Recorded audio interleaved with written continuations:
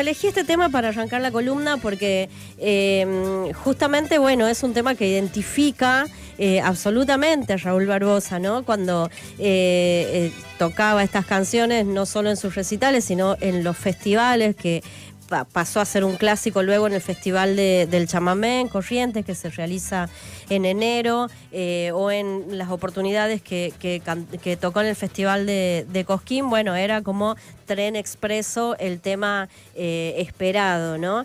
Pero partiendo y tomando como punto de partida tren expreso, bueno, es lindo contar que Raúl Barbosa, así como uno lo escucha, eso tan hermoso que uno está escuchando de fondo ahí, él empezó con el acordeón de muy chico.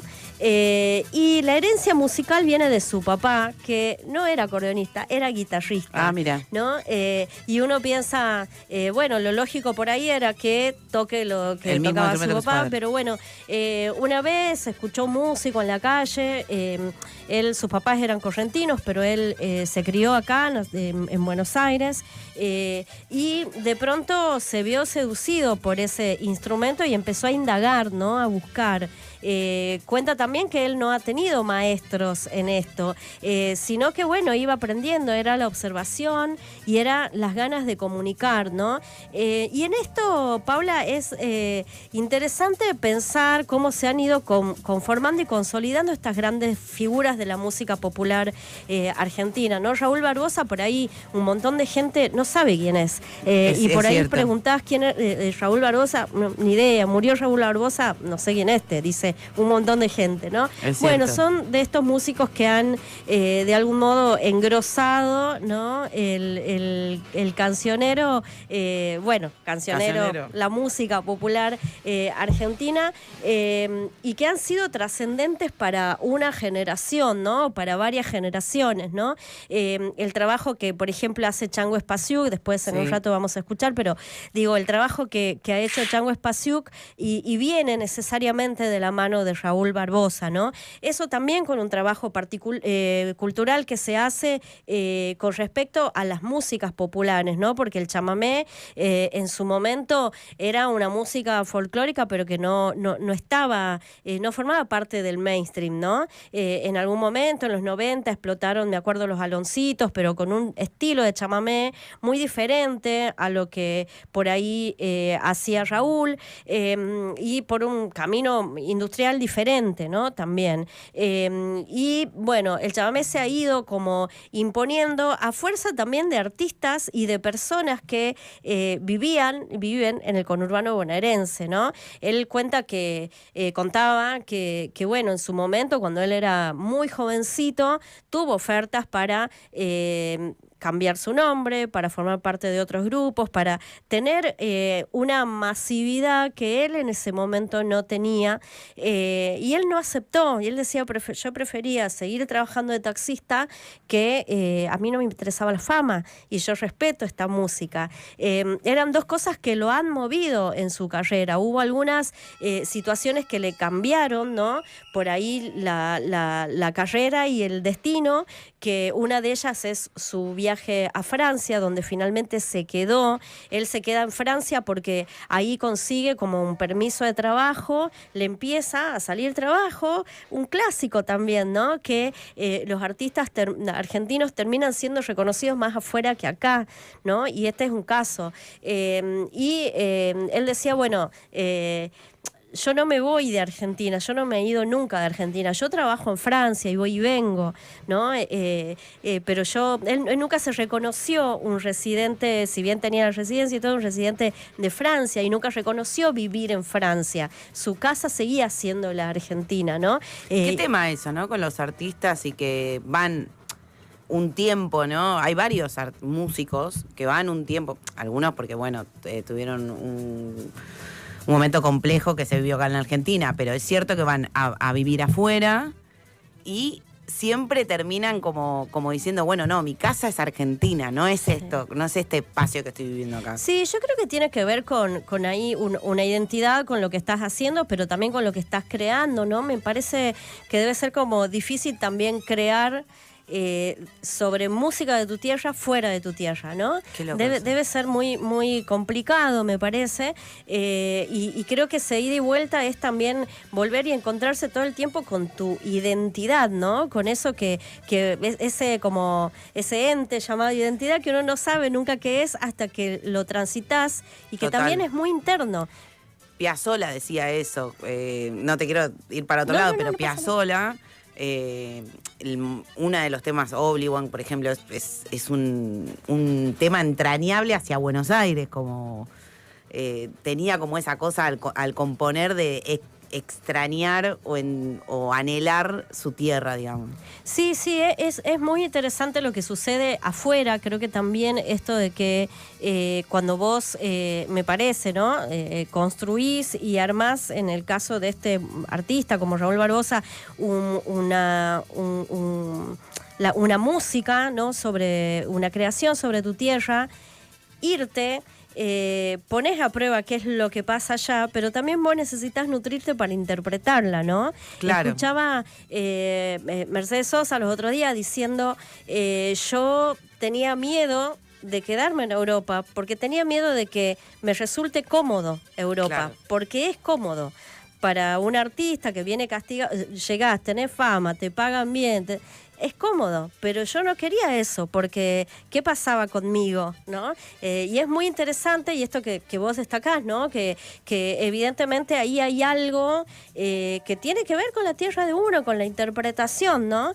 Y Raúl Barbosa en Europa, en Francia particularmente, que es donde él tenía su residencia, la verdad que era un músico que todo el mundo lo buscaba para tocar. Él ha tenido colaboraciones con B.B. King, ha grabado con Cesárea Évora, ha participado de festivales de músicas del mundo, como el Festival WOMAD, que era ya una estrella, ¿no? Y lo extraño en su momento cuando él llega es que no tocaba tango. No tocaba tango ni tocaba el folclore del noroeste que más conocido, ¿no? Chacarera, ya estaban, bueno, ya había estado Yupanqui, habían estado los Saavedra, como Jairo, ¿no? Ya había como un conocimiento con la música folclórica argentina, pero no del chamamé. Entonces también la llegada de él, por eso digo, abre también una puerta para otros músicos, ¿no? Y en esto de ir construyendo canciones y la música, la plataforma musical de la Argentina, se me ocurre decir, también ha tenido colaboraciones, una de ellas fundamentales con Juanjo Domínguez, un guitarrista que también murió hace un tiempo, pero que también Juanjo Domínguez era un caso muy similar al de Raúl Barbosa, ¿no? Era un artista que no tenía un reconocimiento acá, vos te lo cruzabas en la calle, Juanjo, y vos lo escuchabas tocar y era una cosa que te volvía loco. Y bueno, ellos grabaron un disco que se llama Pájaro Chowí, y de ahí escuchamos un cachitito que es la chamarrita de los pobres, un temita maravilloso sobre todo para un domingo a la mañana. Lluviosa.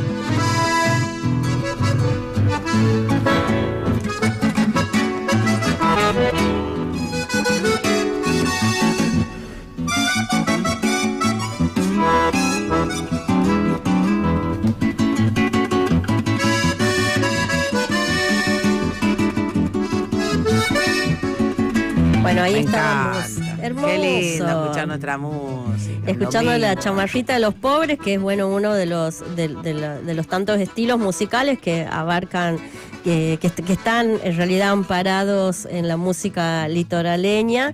La chamarrita de los pobres por Raúl Barbosa y Juanjo Domínguez, del disco Pájaro Chowí, un disco que lo recomiendo mucho. Está bueno escuchar música folclórica, chiques. Sí. Hagan el ejercicio, está buenísimo, y uno se encuentra con estas exquisiteces, ¿no? El sonido, la prolijidad, la pausa, ¿no? La pausa. creo que también en muchos, y hay muchos artistas dentro del folclore que también han caído en una cosa como muy frenética, ¿no? Y Sí. la verdad que cuando vas a la pausa, cuando podés escuchas un montón de otros sonidos que tienen que ver con tu país. Está buenísimo. No, y que aparte te llenan el ambiente. Sí, sí, O sea, totalmente. estás en tu casa, te escuchás un chamameo, no sé, a mí se me ocurren varios artistas como para... a mí, por ejemplo, me hace acordar mucho a mi abuelo, que él hacía ese ritual de poner los domingos algo de folclore, algo de tango.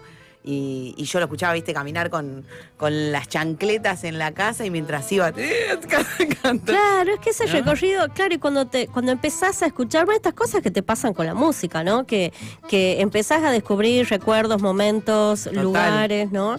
Y en el folclore, que a veces está incluso estigmatizado como algo viejo, como algo antiguo, como algo aburrido, como algo incluso hipernacionalista, un montón de cosas se dice sobre el folclore. Es loco porque cuando uno empieza a escuchar, ¿no?